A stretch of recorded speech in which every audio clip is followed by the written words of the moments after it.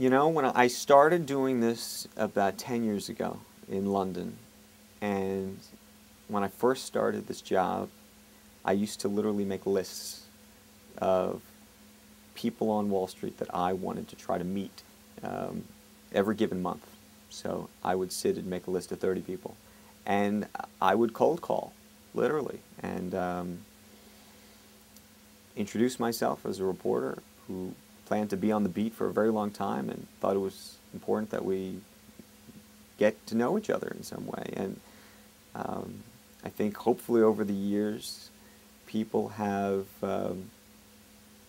taken those calls and occasionally those meetings, and a trust level has developed. And I think that's probably true of any reporter. It's really about hard work, shoe leather reporting, getting on the telephone, running around to, in my cases, to meetings or events to see different people, and whispering in their ear and hopefully they're going to whisper back and tell you the information. You know, as a child, I always enjoyed, my parents used to have these little cocktail parties, and I always loved trying to get the adults to tell me things they weren't supposed to say. And in many ways, that's what my job is today. It's getting people to tell me things that they probably are otherwise not supposed to say. And I think you do that by developing some semblance of trust that you're going to be fair and that you get it. I think that's part of it. I've tried to study the industry. I've spent enormous amounts of time. I can unfortunately do a model, a DCF model with the best of them. I wouldn't say I enjoy it, and I also think that when you've studied it up, when you've come to the table with the right questions, when it's clear to the other side of to the interviewee that you know what you're talking about, you can get a lot more. I think the hardest part for financial journalists going forward is actually going to be to get a straight take. It's very hard to truly get close to the action anymore. I think there was a sense in the 80s and maybe even part of the 90s and earlier when you could really get the CEO on the phone any day. You could really get inside the story. But today, most of these companies are pretty lawyered up. They have a PR apparatus. It's very hard in real time to actually get a story that hasn't come pre-spun. And while the government is requiring more and more disclosures, as we've seen, some of these disclosures are worthless. And so it makes it an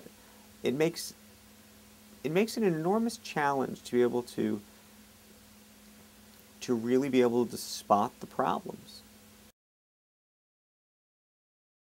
When I'm aware that they're out to lunch, my goal is usually to tell you that they're out to lunch. I can't promise I've gotten it right every time. That's a terrific question because, unfortunately, in the world of sort of Wall Street prognosticators, they only happen to be right once or twice. So right now, Nouriel Roubini, for example, who called the crisis, seems to be the guy that you'd want to hear from. Or Meredith Whitney, who told you that Citigroup was in trouble, would be somebody you'd want to spend time to and listen to and perhaps quote in an article.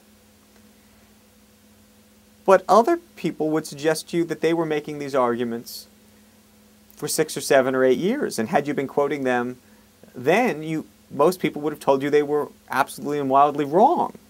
So it's actually a complicated issue because some of these people will look right and be right for the moment and then won't be right for a very long time again.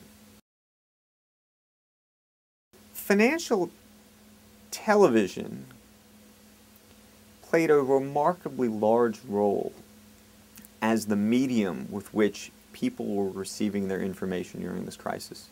This was probably the first televised financial crisis that existed.